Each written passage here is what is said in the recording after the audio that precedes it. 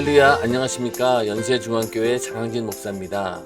내가 거할 성소를 지으라 성막강의 오늘은 47번째 시간입니다. 이제 겨울이 지나고 봄이 찾아온 것 같습니다. 교회 성전 근처를 가보면은 아직까지 꽃은 피지 않았지만은 아마 이번 주나 다음 주 중으로 꽃이 피지 않을까, 그런 설레임으로 한 주를 시작해 봅니다. 내가 갈 성소를 지으라 성막강에 이제 우리가 성소 안에 있는 세 가지 기구에 대해서 공부해 왔는데, 이제 그 마지막 기구입니다. 가운데 있는 분향단에 대해서 오늘부터 함께 공부해 보도록 하겠습니다. 분향단에 관해서는 6가지 주제를 가지고 공부를 하겠습니다. 오늘은 그 첫 번째 시간, 분향단은 성도의 기도를 말하고 있다 라는 주제를 가지고 함께 은혜를 나누도록 하겠습니다. 성막 성소에 들어서면 오른쪽 벽 쪽에는 떡상이 있고 왼쪽 벽 쪽에는 등대가 있습니다. 그리고 입구 맞은편에는 성소와 지성소를 나누는 휘장이 있는데, 분향단은 이 휘장 앞 정중앙에 있습니다. 분향단의 위치는 성소 안으로 딱 들어갔을 때 오른쪽에는 떡상이 있고 왼쪽에는 등대가 있습니다. 그리고 입구 맞은편에 성소와 지성소를 나누는 휘장이 있는데, 이게 바로 휘장이죠. 그 휘장이 있는데 분향단은 이 휘장 앞에 정중앙에 있다. 이렇게 이제 배치에 대한 설명이죠. 그리고 요 이제 휘장 안에 이 지성소가 있는 것이죠. 분향단은 하나님께 향을 피우는 장소입니다. 성경에서 분향단은 쓰이는 장소에 따라 향단, 향로, 분향로, 화로, 금향단, 금대접 등 다양한 말로 명명되었습니다. 이렇게 분향단의 명칭은 달랐으나 이는 모두 하나님께 올리는 기도를 의미합니다. 성경을 보면 천사가 성도의 기도를 금향로에 담아 하나님 보좌에 올린다고 기록하고 있습니다. 내가 봄에 하나님 앞에 시위한 7 천사가 있어 7 나팔을 받았더라. 또 다른 천사가 와서 제단 곁에 서서 금향로를 가지고 많은 향을 받았으니 이는 모든 성도의 기도들과 합하여 보좌 앞 금단에 드리고자 함이라. 향연이 성도의 기도와 함께 천사의 손으로부터 하나님 앞에 올라가는지라. 천사가 금대접에 성도의 기도를 받아 어린 양 앞에 엎드린다고 했습니다. 책을 취하심에 네 생물과 24 장로들이 그 어린 양 앞에 엎드려 각각 검은 고와 향이 가득한 금대접을 가졌으니 이 향은 성도의 기도들이라. 이는 기도가 향연이 되어서 하나님께로 올라가는 모습을 말해줍니다. 그래서 분향단은 오늘날 기도의 모형이요, 상징입니다. 자, 우리 눈에는 보이지 않지만은 우리가 기도를 하면은 그 기도를 금대접에 담아가지고 하나님 보좌 앞으로 이제 올라간다라고 하는 그런 말인데, 금대접에 들어있는 그 기도가 향이 가득한 금대접, 이렇게 말씀하고 있죠. 향이 가득한 금대접. 금대접 안에 향이 가득한데 이 향은 바로 성도의 기도라는 것입니다.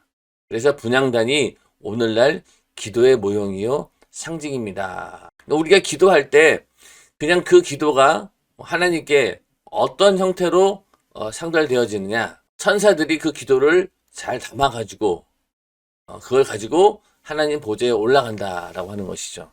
그리고 그 기도가 올라가다가 이제 응답도 그렇게 담아가지고 내려오는데, 내려오다가 이 악한 마귀 역사에 의해서 가로막힌다라고 하는 그런 부분도 성경에 있습니다. 그래서 그 미가엘 천사가 와서 악한 영들이 방해하는 것을 제어하고 물리친 다음에 그렇게 응답이 내려오는 바람에 시간이 늦어지는 그런 경우도 있다라고 다니엘서에 기록하고 있습니다. 그런 것처럼 우리가 기도할 때 부지런히 천사들이 움직이고 일한다라고 하는 것을 우리가 알고, 굉장히 기도를 열심히 하고 많이 하는 사람들은 천사가 분주하게 움직이겠죠.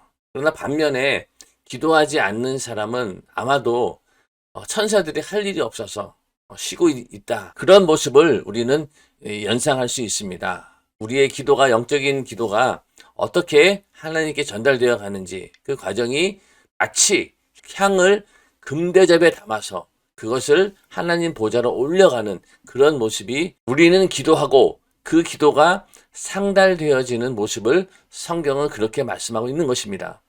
성도의 기도는 천사가 금양로에 담아 올라갈 정도로 귀합니다. 우리는 이 땅에서 기도하지만 하나님이 응답하실 때 그것은 지극히 거룩한 기도입니다. 요한복음 15장에 우리가 기도하면 하나님께서 응답하시고 영광을 받으신다고 했습니다. 너희가 내 안에 거하고 내 말이 너희 안에 거하면 무엇이든지 원하는 대로 구하라. 그리하면 이루리라. 너희가 과실을 많이 맺으면 내 아버지께서 영광을 받으실 것이요 너희가 내 제자가 되리라. 이처럼 우리의 기도는 하나님이 받으실 영광이요 기쁨이 되는 향연입니다. 우리는 이렇게 하나님께 말로, 우리의 언어로 기도하지만은 그 기도 자체가 지극히 거룩한 것이라는 거죠. 그래서 그 기도로 인해서 하나님께서 영광을 받으신다. 기쁨이 된다. 대화한다라고 하는 것은요, 인격적인 교제입니다. 또 전혀 대화를 할 수 없는, 그렇게 막혀있던 사람하고 다시 인간관계가 회복이 되어서 다시 대화를 한다라고 하는 것은 굉장히 기쁜 일이고 또 즐거운 일이죠. 하나님께서도 우리 인간이 죄로 인해서 완전히 그 통로가 막혀 있었는데, 아담 이후로 대화의 통로가 막혀 있었는데, 그러니까 죄의 문제가 해결된 이후 우리 인간들이 하나님을 아버지라 부르며 기도라고 하는 채널을 통해서 대화한다라고 했을 때 하나님 입장에서도 굉장히 즐거운 일이고, 결국 그것이 거룩한 것이고 하나님께는 영광이 되고 기쁨이 된다라는 그런 말씀입니다. 그 다음에 네모 반듯하게 하라. 하나님께서는 분향단을 다음과 같이 만들라고 명하셨습니다. 너는 분향할 단을 만들지니 곧 조각목으로 만들되 장이 1규빗, 방이 1규빗으로 네모 반듯하게 하고 본은 2규빗으로 하며 그 뿔을 그것과 연하게 하고 단 상면과 전후 좌우면에 뿔을 정금으로 싸고 주위에 금태를 둘을 찌며 금태 아래 양편에 금고리 둘을 만들되 곧 그 양편에 만들지니 이는 단을 매는 채를 꿰을 것이며 그 채를 조각목으로 만들고 금으로 싸고. 자, 분향단은 조각목을 정금으로 싸서 만들었습니다. 크기는 가로 1규빗, 세로 1규빗, 높이가 2규빗인 비교적 작은 정방형 제단입니다. 크기가 가로가 1규빗, 그러니까 50cm 정도 되는 거죠. 그리고 세로도 50입니다. 정사각형입니다. 정사각형. 그리고 높이는 그 2배인 2규빗, 1m 정도 되는 아주 작은, 정방형이라 그러면은 정사각형으로 되어 있다. 그리고 분향단 재료는 성막 건축 재료와 똑같이 조각목을 정금으로 싸서 만들었습니다. 분향단 위쪽에는 뿔이 사면 끝에 하나씩 모두 4개가 있고 단 사면에는 금태를 둘렀습니다. 또 금태 아래 양편에 금고리 둘을 만들어 채로 꿰어 운반할 수 있게 했습니다. 성소에 들어갔을 때 등대도 그렇고 또 떡상도 그렇고, 특히 등대 같은 경우는 완전히 그 순금으로 만들었는데, 이 분향단은 우리가 앞에 뜰에 있던 번제단처럼 조각목을 금으로 싸서 만듭니다. 조각목을 정금 재료로 싸서 만들었고, 그 다음에 그 분향단 그 위에 뿔이 4개가 있습니다. 그리고 그 사면은 금태로 둘렀다. 그리고 또 여기 이제 고리를 2개씩 만들어서 여기다가 채를 이제 끼워가지고 항상 운반할 수 있도록 또 이렇게 분향단을 만들었습니다. 그런데 왜 분향단을 가로 세로가 반듯한 정방향으로 만들라고 하셨을까요? 분향단은 오늘날로 말하면 기도하는 곳입니다. 따라서 네모 반듯한 정방형 모양의 분향단은 하나님께 기도할 때에 가장 먼저 하나님과 관계를 반듯하게 갈무리해야 함을 의미합니다. 기도하는 내용도 정욕적인 것이 아닌 하나님이 보시기에 응답받을 만한 반듯한 것을 구해야 하고, 기도하는 사람의 삶의 태도도 반듯해야 함을 뜻합니다. 다시 말해 하나님께 기도할 때는 대신, 대인, 대물 관계를 모두 반듯하게 정리하고 기도해야 한다는 것을 상징적으로 보여주고 있는 것입니다. 그 분향단의 그 위에서 봤을 때 가로 세로가 똑같은 정방향으로 만들려고 하는 이유는 하나님께 기도할 때 우리가 그 관계를 아주 반듯하게 해야 된다, 그런 의미라는 거죠. 먼저는 내가 올려드리는 기도가 하나님이 인정하실 만한 거룩한 기도인가라고 하는 것이 중요하고, 그 다음에 응답받기 위한 나의 그 믿음의 태도가 어떠냐, 그만큼 거룩하냐는 거죠. 그래서 너희가 예물을 드릴 때 먼저 형제와 불화한 것이 있느냐, 먼저 그거를 깨끗이 해결하고 그리고 나에게 예물을 드리라, 이렇게 말씀하신 것처럼 기도할 때도 하나님과 막힌 것이 없는지, 잘못된 부분이 없는지, 어그러진 부분이 없는지 그것을 잘 점검하고 내 삶을 아주 네모 반듯하게 정리를 다 하고 그 다음에 하나님께 나와서 기도하라라는 그런 내용입니다. 속죄소 맞은편에 두라. 하나님께서는 분향단을 놓을 자리까지 자세히 설명하시며 지정해 주셨습니다. 그 단을 증거궤 위 속죄소 맞은편, 곧 증거궤 앞에 있는 장 밖에 두라. 그 속죄소는 내가 너와 만날 곳이며. 속죄소와 증거궤는 지성소 안에 있습니다. 분향단은 성소와 지성소를 구분하는 휘장앞, 즉 속죄소와 증거궤에 가장 가까운 곳에 있습니다. 자, 아까 앞서 말씀드린 것처럼 요 안에 휘장 넘어가 바로 속죄소, 증거궤가 있는 곳이죠. 그 앞에 있는 그 장 밖에 두라는 거죠. 분향단을 여기다 두라는 얘기입니다. 분향단을 왜 속죄소 맞은편에 두라고 했겠습니까? 속죄소가 있는 지성소는 1년에 한 번 대제사장만 들어가는 곳입니다. 다른 사람은 절대 들어갈 수 없습니다. 반면 분향단이 있는 성소에는 제사장들이 매일 들어갈 수 있습니다. 그러니 지성소 안이 아니라 바깥에 놓으라고 하신 것이 얼마나 감사한 일인지 모릅니다. 언제든지 우리가 기도할 길을 열어놓으신 것입니다. 만약에 분향단을 지성소 안에, 휘장 안에다 넣으라고 했으면은 기도할 수 있는 사람은 대제사장, 그것도 1년에 한 번, 그렇게밖에 못 들어간다는 얘기죠. 이 얘기는 결국 기도가 어떤 특정한 사람만 할 수 있는 그런 일이 돼버리는 겁니다. 그러나 감사하게도 성소 안에 있다라고 하는 것은 언제든지 들어가서, 매일 들어가서 하나님께 향을 올릴 수 있기 때문에 제사장들이 매일 들어갈 수 있다. 그 얘기는 결국 오늘날 우리도 언제든지 하나님께 나아가서 기도할 수 있다라는 것입니다. 더 나아가 예수께서 이 땅에 오셔서 십자가에 달려 피 흘리고 죽으시는 순간 성소와 지성소를 가로막고 있던 휘장이 찢어졌습니다.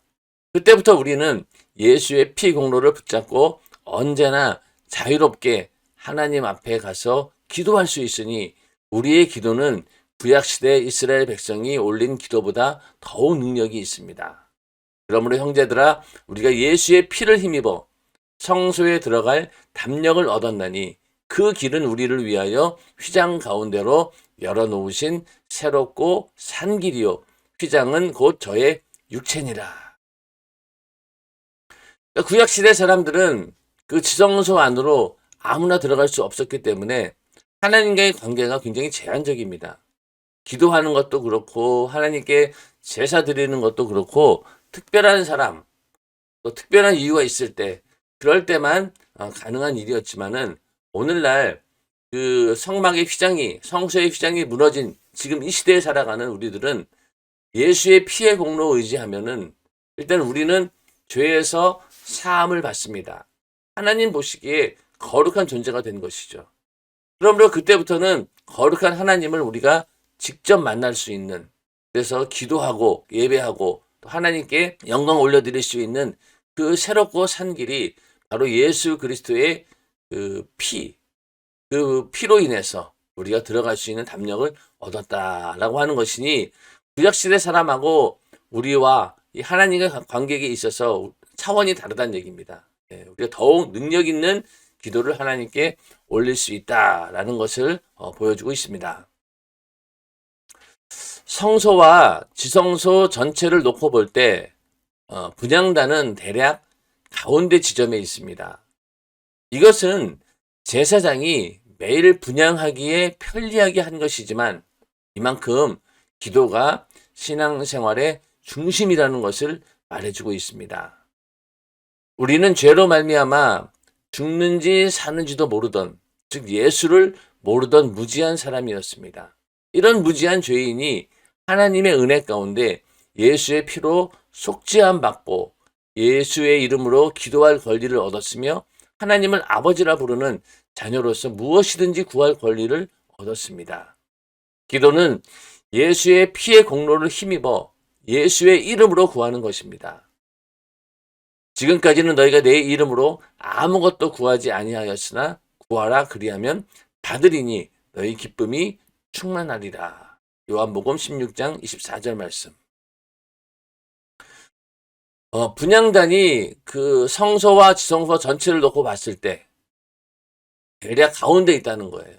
그 얘기는 결국 우리의 기도라고 하는 것이 신앙생활의 중심이다라는 것을 보여주고 있는 것입니다. 그리고 우리의 기도는 바로 예수의 이름으로 하는 것이다. 예수의 피의 공로를 힘입어서 예수의 이름으로 하는 것이다 라는 것이 중요한 내용입니다. 예수께서 나를 위해 피 흘려 죽지 아니했으면 나는 그 이름을 절대 사용할 수 없습니다. 예수의 이름은 피 흘리시고 온 인류를 살리신 구원의 이름입니다. 그래서 우리는 속죄소 맞은편에서 속죄소를 바라보며 그 구원의 감사를 항상 기억하면서 날마다 하나님을 겨냥하며 기도의 향을 피워야 합니다. 십자가의 은혜를 입어 예수의 피로 속죄받은 자로서 매일 기도해야 한다는 것을 잊지 말아야 합니다. 항상 속죄소를 기억하여 예수가 피 흘린 그 은혜에 감사하며 평생 기도하는 삶을 살아야 합니다. 자, 기도할 때 그 바로 휘장 건너편에 속죄소가 있다는 거죠. 그래서 구약시대 사람들이 성막 안에 들어와서 분향단에 향을 지필 때, 그리고 하나님께 기도할 때 가장 먼저 생각해야 될 것은 바로 그 피의 은혜. 구약시대 사람들은 짐승의 피를 흘리면서 내 죄를 이렇게 내가 죄로 인해서 피 흘려야 되는데 이 짐승이 대신 피 흘립니다 라며 그런 속죄의 제사를 드렸던 것처럼 오늘날 우리들도 기도할 때 내가 죄인 되었었고 그런 죄인을 예수의 피의 공로로 죄를 사해 주시고 나를 구원해 주시고 나를 하나님의 자녀 삼아 주셔서 이렇게 기도할 수 있는 그런 지위를 얻었습니다. 그런 자격을 얻었습니다. 라고 하는 감사가 우선되어져야 된다라는 그런 말이죠. 그러므로 그 분향단 너머에 있는 그 속죄소를 기억하고 하나님께 향을 올리라는 겁니다. 오늘날 우리가 기도할 때도 무조건 하나님 이것 주세요 저것 주세요 라고 그냥 처음부터 그냥 본론으로 쑥 들어갑니다. 그만큼 정욕적이라는 거죠. 그러나 우리의 기도는 그렇게 하나님께 내가 하나님께 무언가를 요구하고 하나님은 그 요구를 상달시켜 줘야 되는 뭐 그런 의무가 있는 것이냐, 막 기도 제목 가지고 막 들이댑니다. 물론 다급한 기도에 대해서 하나님께서 당연히 응답해 주셔야 되겠죠. 그러나 그 기도의 내용이 과연 그렇게 하나님께, 그렇게 하나님이 설득받을 만한 그런 내용이냐가 먼저 중요한 거죠. 정력적인 것들을 구하면서 우리는 자꾸만 이것 달라 저것 달라 하면서 그런 기도만 한다라고 하면은 그 기도는 잘못된 기도입니다.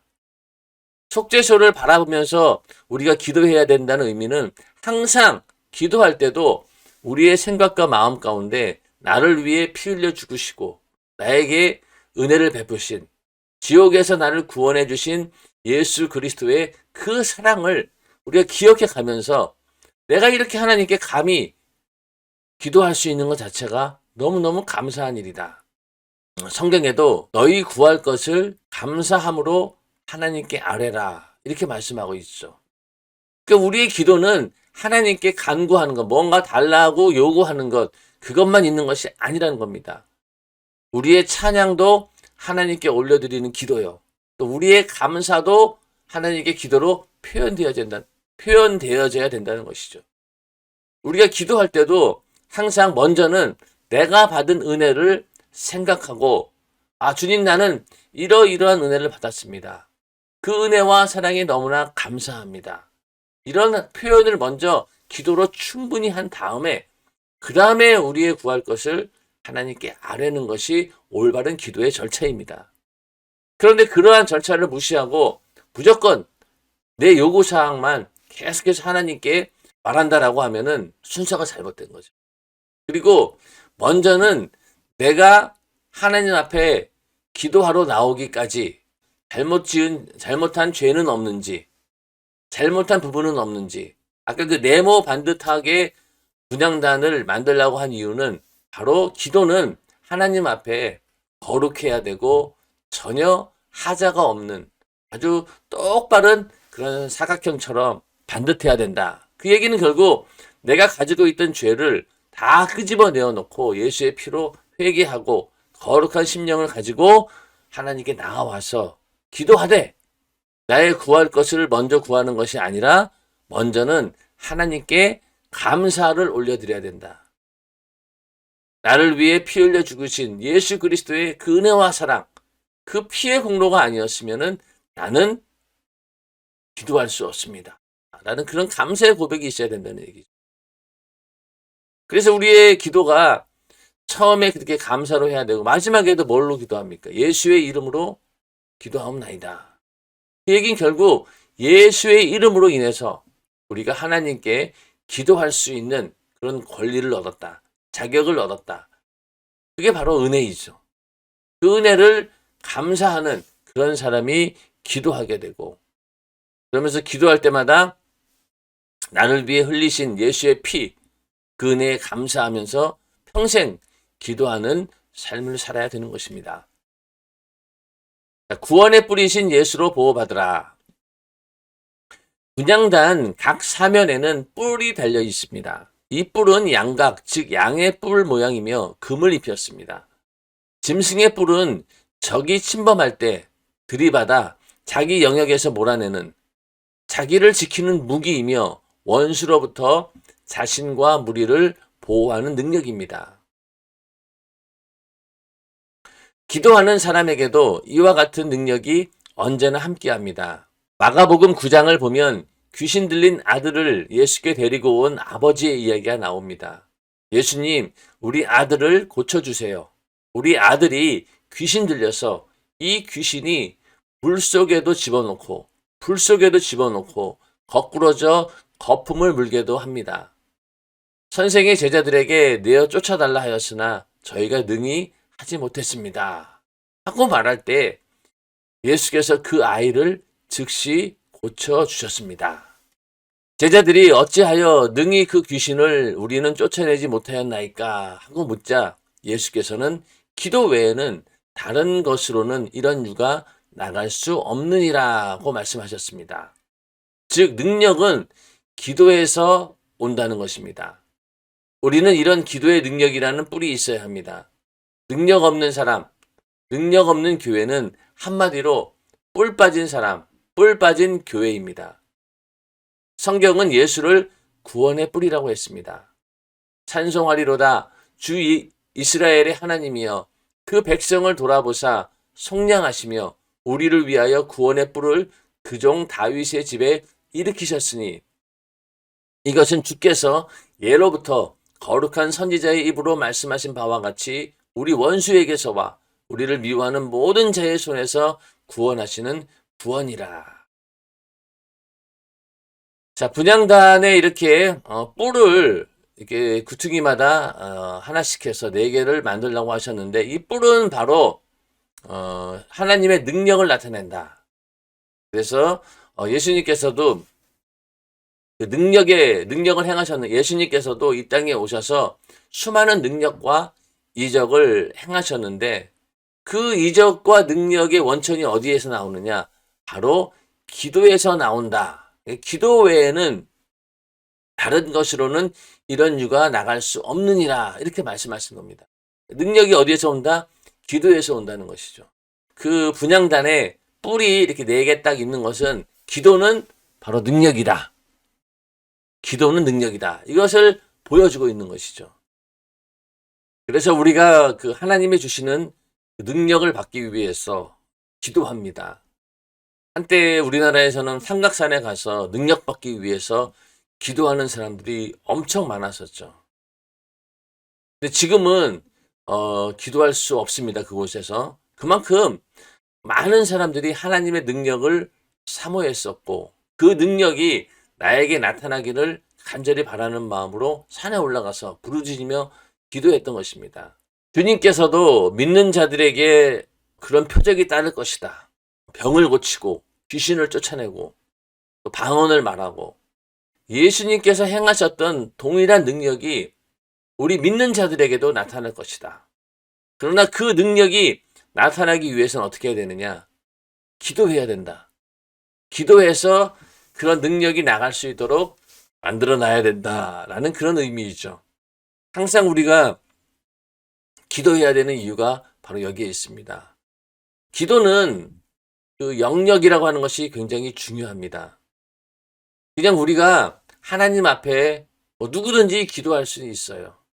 그러나 그 기도가 온전히 상달되어지고 그 상달된 기도가 다시 우리에게 올 수 있도록 그 기도에 힘이 있어야 된다는 겁니다. 아까 말씀드린 것처럼 우리의 기도가 하늘로 올라가는데 악한 마귀 역사는 그것을 가로막거든요. 그 수많은 영적인 싸움들을 이겨내고 천사들이 무사히 하늘에 올라가고 그 기도의 응답을 가지고 내려오는 동안 약한 마귀 역사를 이길 수 있는 그 능력이 있어야지만이 그 기도가 온전히 상달되어지는 것이죠. 우리의 믿음의 기도가 능력이 있기 위해서는 평상시에 하나님과의 관계를 잘 만들어 놓아야 됩니다.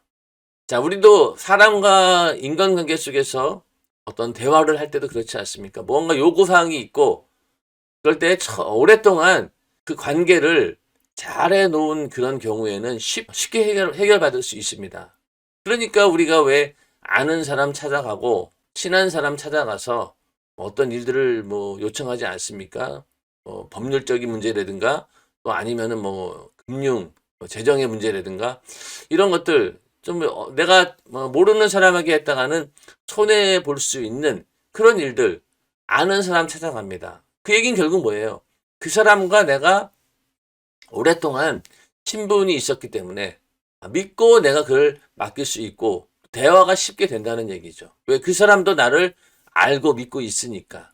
그런 것처럼 하나님과의 관계에서 그 기도가 능력이 있기 위해서는 평상시에 하나님과의 관계를 잘 해놓아야 됩니다. 예수님께서 죽은 나사로를 살리실 때 어떻게 기도했습니까? 하나님 아버지 항상 내 기도를 들어주시니 감사합니다. 예수님께서는 항상 하나님과 대화하는 그런 기도하시는 분이었기 때문에 그런 능력을 낼 때도 하나님 앞에 여러 가지 장황한 말이 필요가 없습니다. 그냥 말 한마디면은 하나님께서 즉각 응답해 주시는 그런 신령한 관계를 서로 만들어 놓았다는 것이죠. 오늘날 우리들도 정말로 평상시에 우리가 하나님과 관계가 온전하다고 하면은 우리가 기도하기 위해서 무릎 딱 꿇고 앉아서 하나님 아버지 하는 순간 하나님께서 그 기도에 귀를 기울이시고 그래 내가 어떻게 해줄까? 이러한 관계를 만들어 놓아야 된다는 겁니다. 그러나 그런 관계가 되지 않으면 어떻게 되겠어요? 앞에 하나님과 그런 대화의 관계를 열기 위해서 많은 기도가 선행되어야 됩니다. 회개의 기도, 감사의 기도 이런 것들이 특히 이제 오랫동안 기도하지 않고 또 하나님과의 관계가 소원했던 사람들은 그 많은 날들 죄의 담으로 쌓여있는 그것들을 다 헐어버리고 그러고 하나님 앞에 나가야 되기 때문에 기도의 시간이 길어질 수밖에 없는 거죠.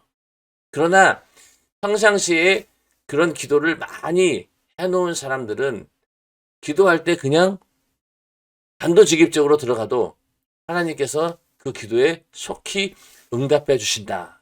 그게 바로 기도의 능력이죠. 그리고 능력 있는 기도라고 하는 것은 무엇입니까? 바로 내 자신에 관한 기도도 응답이 되지만은 나를 거룩히 여기시고 다른 사람에게도 그 능력을 줄 수 있는 그런 관계까지도 된다는 겁니다. 병든 자에게 손을 얹은 나으리라는 그 능력이 나에서 나가기를 원한다라고 하면은 내가 하나님과 관계가 온전히 되어 있기 때문에 다른 사람에게도 그런 능력을 기도로 나타낼 수 있다라고 하는 것이죠. 나도 지금 내 코가 석자인데 나도 겨우 하나님께 기도해서 살아가는 그런 사람이 어떻게 다른 사람에게 그 은혜를 나누어 줄 수 있겠냐는 거죠. 그만큼 내가 영역이 넘쳐날 때 다른 사람에게도 나누어 줄 수 있는 것입니다. 그러므로 이 기도의 능력이라고 하는 것은 목회자나 특별한 사람들에게만 주어지는 것이 아니다라는 것을 늘 인식하시고 나도 믿는 자로서 언제든지 하나님께 능력의 기도를 할 수 있고 다른 사람에게 기도해 주면서 그 기도의 능력을 나타낼 수 있다라고 하는 것을 우리는 믿음으로 받아들여야 됩니다. 그렇기 때문에 굳이 목회자에게 기도를 받지 않아도 우리는 언제든지 예수의 이름으로 기도할 수 있는 그런 권리도 있고 능력도 있습니다. 그러므로 여러분들 기도를 꼭 목회자에게 받아야 된다 그런 생각을 버리시고 나도 기도하면 된다.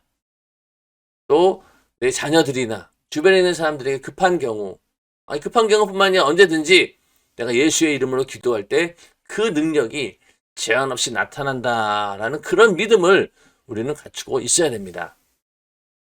그래서 이 예수를 구원의 뿌리다라고 이렇게 말씀하고 있는데 그게 어떤 의미냐? 예수는 죄인을 죄에서 저주에서 지옥 멸망에서 건져내는 능력을 지닌 분이요. 병을 고치고 귀신을 쫓아내는 능력을 지닌 분입니다. 불가능이 없는 전지전능한 능력자이시기에 우리에게 구원의 뿔이 되십니다. 아멘.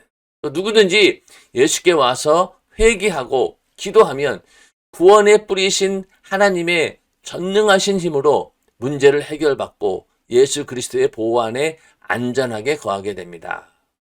예수를 구원의 뿌리라고 한 것은 그분이 구원하려는 자는 아무도 손댈 수 없고 반드시 구원받는다는 것입니다.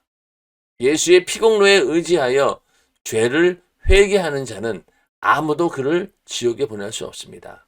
이만큼 회개 기도는 우리를 죄에서 구원하는 능력이 있습니다. 오늘날 우리 이 세상에서 이 현실 가운데서 최고의 불가능한 문제가 무엇이겠습니까?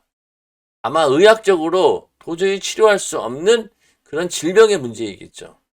자, 그런 질병의 문제를 주님께서는 기도를 통해서 해결해 주십니다. 그런데 그 불치의 병, 그거보다도 더 큰 문제가 무엇일까요? 그것은 바로 내 영혼이 죽어서 영원한 지옥의 형벌을 받는 것입니다. 이 불치의 병이야 그 병에 걸려서 고통당하다가 결국은 죽으면은 그 고통이 끝납니다. 평생 그 병으로 고통당한다 한들 죽으면은 그 고통은 끝나요. 그렇지만은 이 지옥의 고통은 어떻습니까? 영원한 것이죠.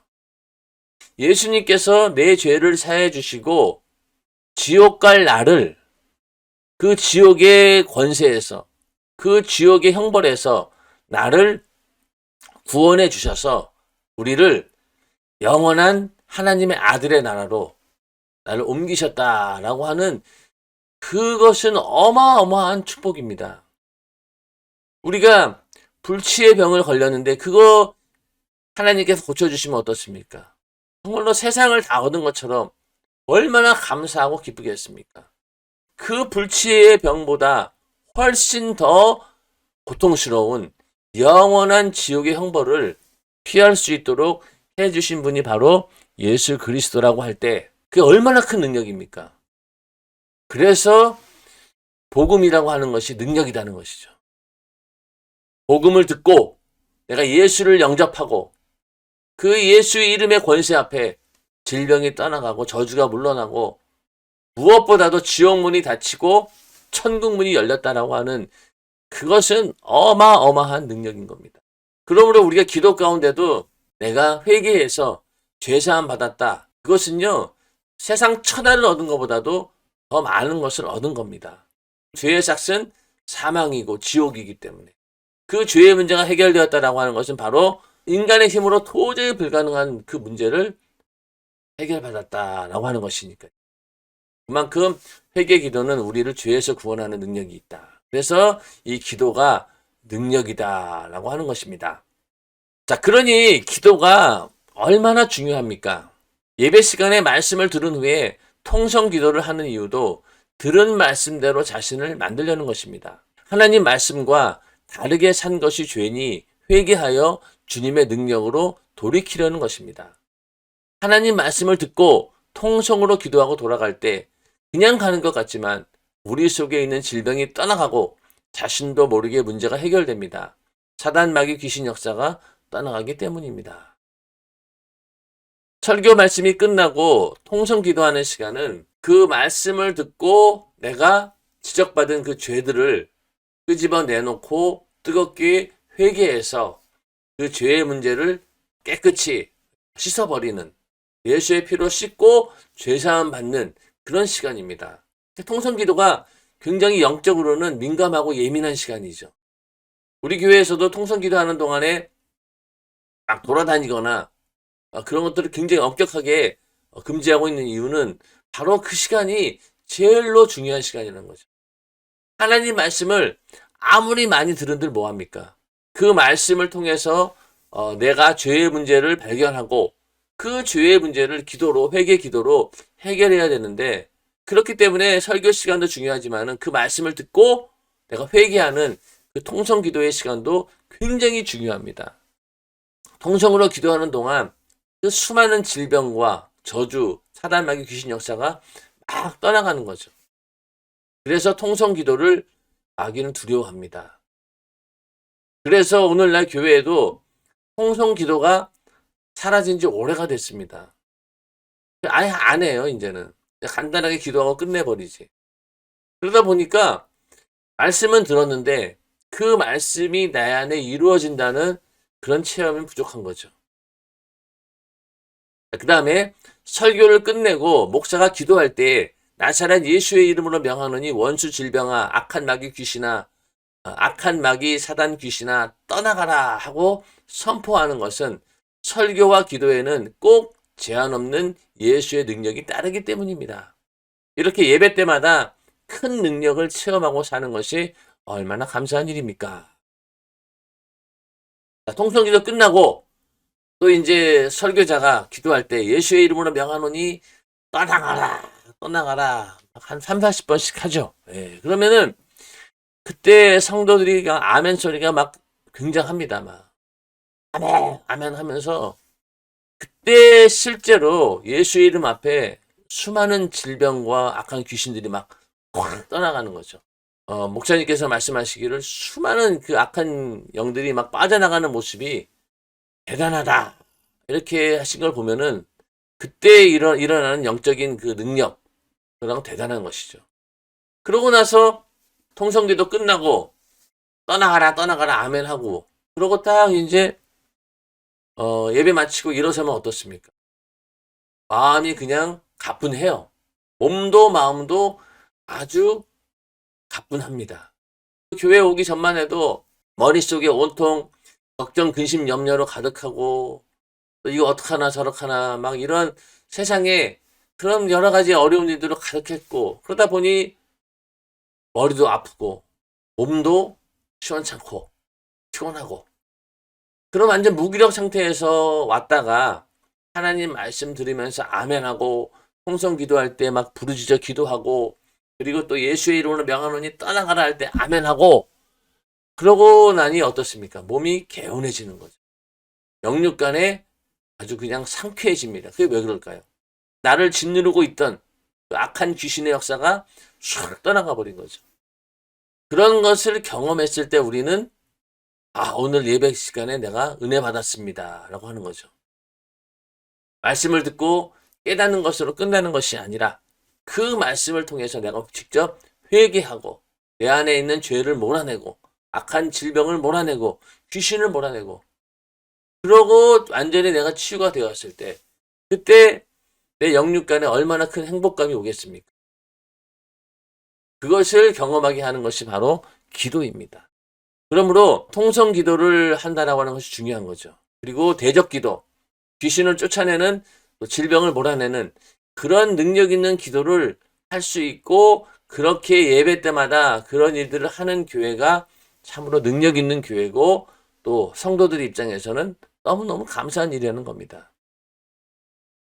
오늘날 우리들에게는 당연한 일처럼 보여지는 것들이 다른 교회에서는 전혀 하지 않는 아주 생소한 일인 그런 것들이 많죠. 이 통성 기도하고 이 대적 기도가 그렇습니다.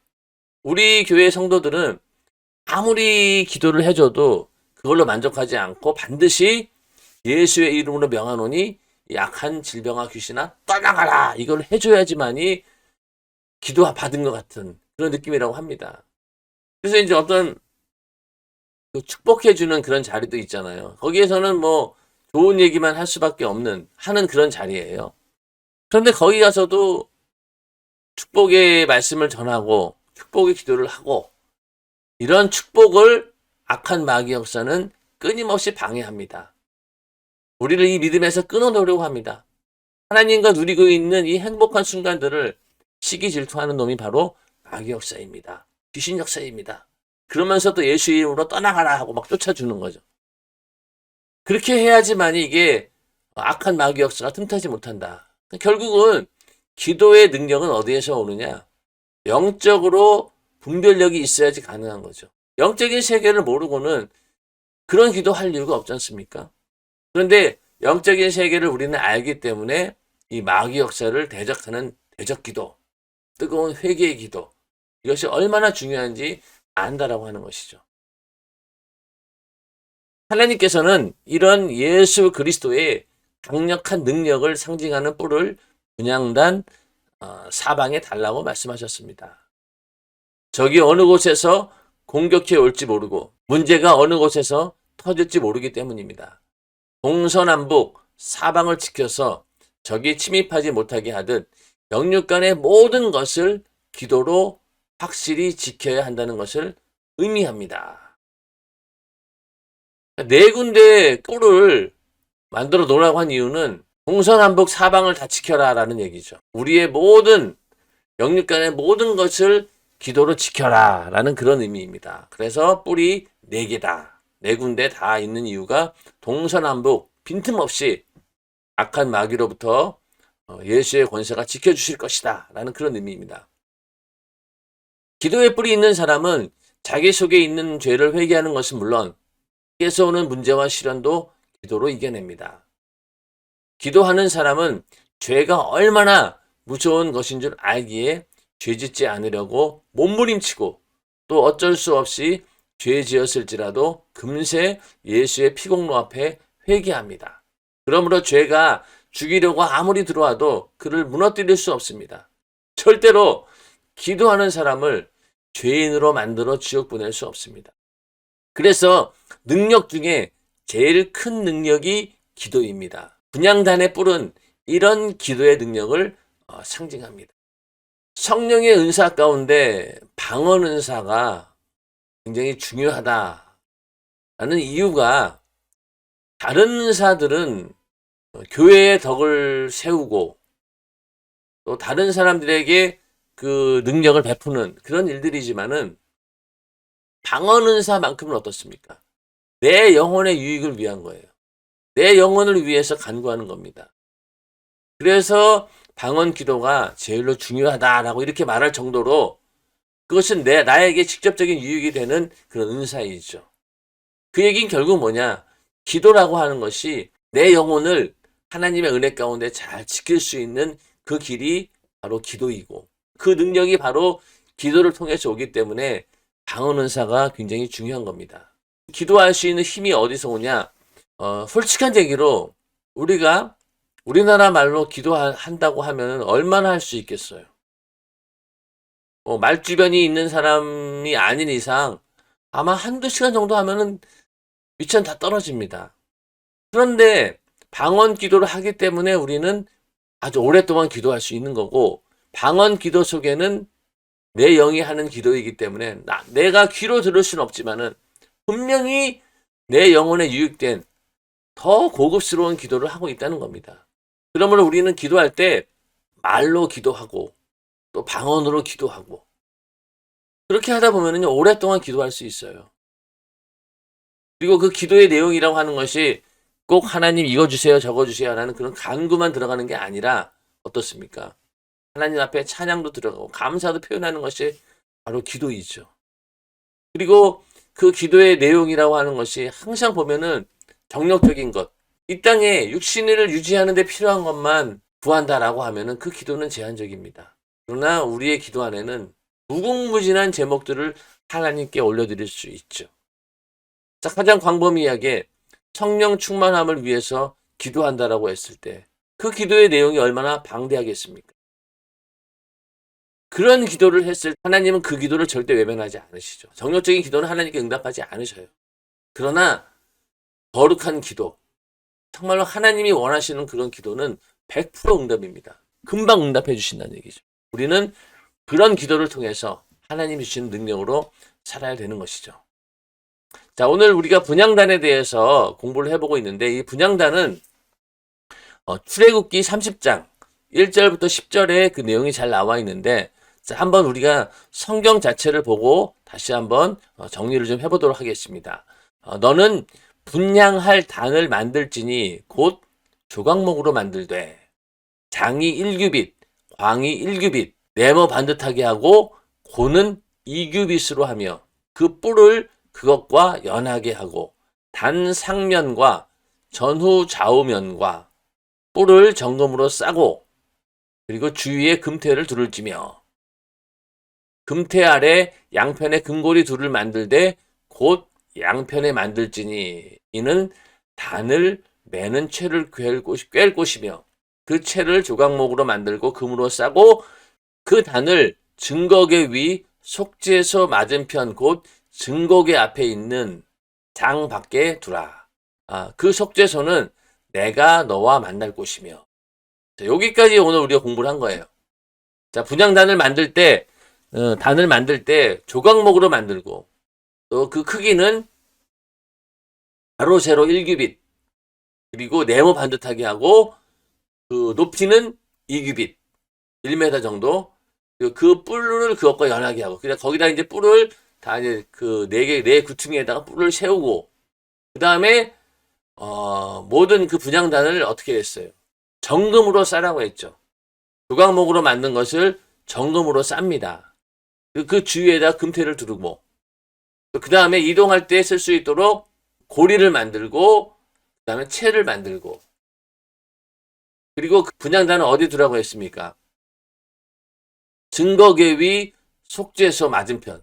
증거계 위 속죄소는 바로 지성소에 있는 그 기구를 말하는 거죠. 증거계하고 속죄소가 뚜껑을 열듯이 그렇게 되어 있어요. 그러니까 그 뚜껑 위가 바로 그 천사 모양이 있고 그 뚜껑을 딱 열면은 그 안에 또 아론의 쌍난 지팡이하고 돌판하고 만나하고 이게 들어있다는 겁니다. 증거계 앞에 있는 장 밖에 두라는 거죠. 휘장 앞에. 속죄소 바로 앞에 휘장 앞에다가 이 분향단을 두어라 라고 이렇게 성경은 분명히 말씀하고 있는 것이죠. 오늘 여기까지 6절까지 한 거예요. 계속해서 이제 그 이후로 또 어떻게 그 향을 관리하는지 그 부분에 대해서는 또 다음 시간에 또 공부해 보도록 하겠습니다. 청막강의 47번째 시간, 오늘은 여기서 마치고 다음 주에는 그냥 단 두 번째 주제를 가지고 함께 은혜를 나누도록 하겠습니다. 안희 목사님께서 항상 기도하라라고 이렇게 말씀하고 계신데 이 기도를 우리의 그 생활 가운데 완전히 생활화시키기가 정말 어렵습니다. 분향단 공부를 하면서 다시 한번 기도가 얼마나 중요한 것인지 깨달으면서 기도가 완전히 우리 가운데 생활화되는 그런 역사가 있기를 주님의 이름으로 축원합니다. 항상 깨어 기도할 때 그 기도가 있기 때문에 우리 안에 능력도 나타나고 우리의 불가능한 문제도 해결하고 무엇보다 내 안에 늘 기쁨과 감사가 넘쳐날 수 있도록 할 수 있는 유일한 방법, 그것은 기도해서 성령 충만함을 유지하는 것밖에 없습니다. 우리가 이 분향단 공부하면서 기도의 사람으로 다시 한번 새롭게 만들어지는 역사가 있기를 바라면서 오늘 47번째 시간 마치고 다음 주에 또 만나 뵙도록 하겠습니다. 시청해 주셔서 감사합니다. 다음 주에 뵙겠습니다. 입술에 묻은 말과